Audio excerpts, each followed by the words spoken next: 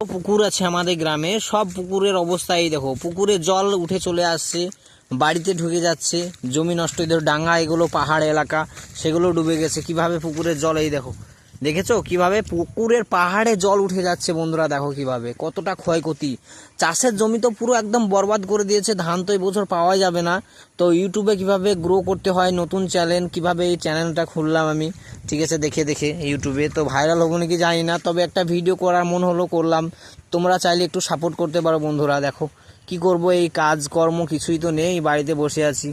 তোমরা চাইলে এই ভাইটাকে সাপোর্ট করতে পারো। দেখো বন্ধুরা, আমাদের গ্রামের অবস্থা দেখো কিভাবে কি হয়ে গেছে। দেখো খুবই দুঃখের ব্যাপার বন্ধুরা।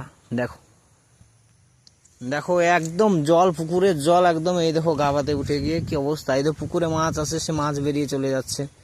এই দেখো যারা চাষ করেছিল মাছ, এই দেখো, দেখছো বন্ধুরা, সব পুকুরগুলোর এই অবস্থা।